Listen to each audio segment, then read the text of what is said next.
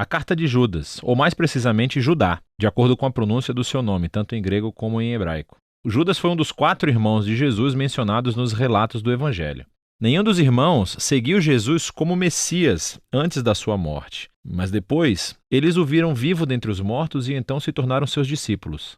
Todos esses irmãos de Jesus eventualmente se tornaram líderes das primeiras comunidades cristãs judaicas, e Judas era conhecido como o professor itinerante e missionário. E isso nos dá o fundamento para entender o propósito da sua carta. Não sabemos a qual comunidade específica da igreja ele escreveu, mas provavelmente era composto principalmente de judeus messiânicos. Seu estilo de escrita demonstra um conhecimento profundo das escrituras hebraicas do Antigo Testamento, assim como de outras literaturas judaicas populares. Judas teve conhecimento de uma crise enfrentada por essa igreja e isso nos ajuda a entender o conceito da carta. Começa com palavras de responsabilidade, seguida por uma longa advertência e acusação contra mestres corruptos que influenciaram essa igreja. E então Judas termina dando instruções sobre o que essa igreja deveria fazer.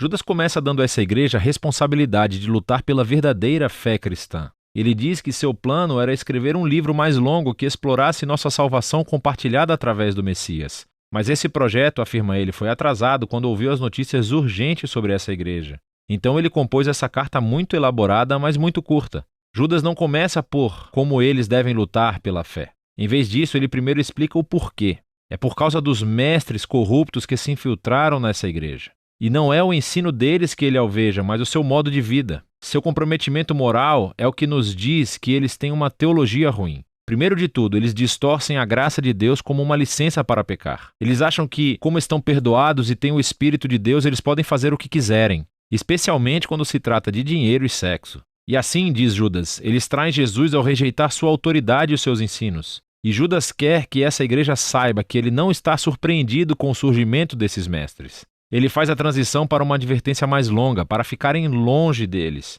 Ele primeiro oferece 2 conjuntos de 3 exemplos do Antigo Testamento. O primeiro trio é sobre pessoas rebeldes que no passado receberam a justiça divina. Então, os israelitas que se rebelaram contra Deus no deserto conseguiram o que queriam e morreram no meio do nada.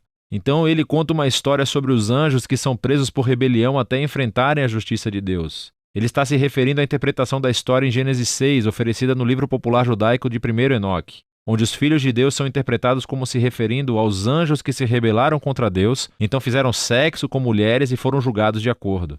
Judas liga essa história ao seu terceiro exemplo sobre a ruína de Sodoma e Gomorra em Gênesis, onde homens violentos tentaram fazer sexo com anjos. Ambas as histórias são sobre a rebelião contra a ordem de Deus que levou à imoralidade sexual, e é precisamente disso que os mestres corruptos são culpados. Depois disso, Judas traz um exemplo extra de um texto judaico popular chamado Testamento de Moisés. Como Enoque, ele não fazia parte das escrituras do Antigo Testamento e foi uma recontagem criativa dos últimos dias e palavras de Moisés baseado em Deuteronômio.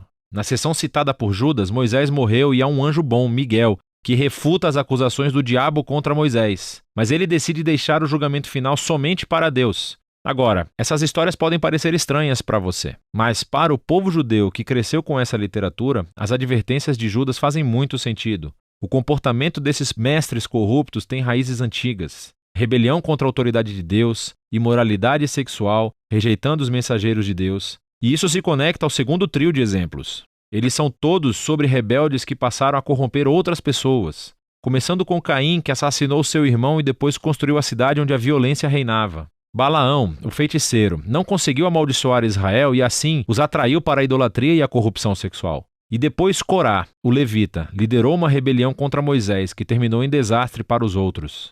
Judas conclui o segundo trio com uma enxurrada de imagens do Antigo Testamento para descrever os mestres. Eles são como os pastores egoístas de Ezequiel, ou como as nuvens sem chuvas de Provérbios, ou como as ondas de caos em Isaías. A alta absorção deles contradiz a afirmação de que seguem a Jesus. Eles criam caos aonde quer que vão. Judas conclui a sua advertência citando 2 outras advertências, uma antiga e outra recente. A primeira vem novamente do livro popular de 1º Enoque, que afirmava conter as visões da antiga figura de Enoque do livro de Gênesis. Agora, o que é fascinante é que essas citações de Judas do capítulo de abertura de Enoque citam cerca de meia dúzia de mensagens do Antigo Testamento sobre o último dia da justiça do Senhor sobre o mal humano. Judas então combina uma antiga advertência de Enoque com uma mais recente dos apóstolos. Pedro, João, Paulo, todos previram que mestres corruptos surgiriam e distorceriam as boas novas de Jesus. E eles mesmos estavam ecoando a advertência inicial de Jesus sobre a mesma coisa. E assim essa igreja não precisa mais de convencimento. Alguém tem que parar esses mestres. Então Judas passa para a incumbência final. Ele começa com a linha de abertura sobre a luta pela fé e mostra como fazê-lo. Com um conjunto muito legal de metáforas, ele descreve a comunidade de Jesus como o novo templo de Deus. E assim, eles devem construir as suas vidas sobre o alicerce da fé santíssima, que se refere à mensagem central de boas novas sobre a vida, morte e ressurreição de Jesus pelos nossos pecados. A igreja deve se construir sobre esse alicerce, através da dedicação à oração, e uma devoção ao amor a Deus através de obediência. E a integridade desse edifício será mantida, ficando em alerta para o retorno de Jesus para trazer a sua justiça e a sua misericórdia. E ao fazer isso, ajudar-se-ão mutualmente a permanecer fiéis. Judas então conclui louvando o Deus que protegerá o seu povo e os impedirá de cair muito longe de sua graça. Essa curta carta de Judas é poderosa e intrigante para muitos leitores modernos, que se perguntam por que ele cita textos que hoje não são considerados parte da Bíblia hebraica, como o primeiro Enoque ou o Testamento de Moisés. É importante lembrar que a cultura judaica nessa época estava imersa em textos religiosos. Jesus, a sua família, todos os primeiros cristãos judeus, cresceram lendo a Bíblia hebraica junto com muitos livros posteriores que foram baseados e inspirados pelas Escrituras. E sabemos que houve debates antigos sobre se alguns desses livros posteriores deveriam ou não ser vistos como parte das Escrituras. Mas, independentemente disso, eles ainda são importantes. Um livro não precisa estar na Bíblia para transmitir uma mensagem importante ao povo de Deus. E, assim, temos muitos textos judaicos desse período. Eles são conhecidos hoje como as coleções dos apócrifos, também chamados de livros deuterocanônicos, assim como os pseudepígrafos. Todos esses foram preservados e lidos nas comunidades judaica e cristã, e foram tratados com grande respeito. Isso não significa que eles foram originalmente concebidos como parte da Bíblia hebraica, mas fazem parte da tradição bíblica.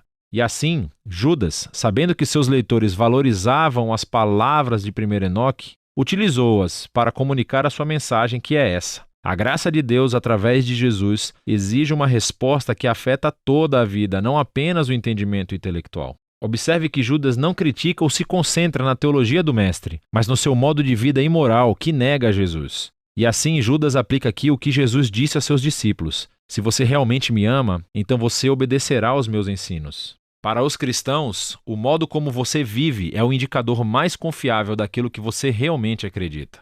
É disso que trata a carta de Judas.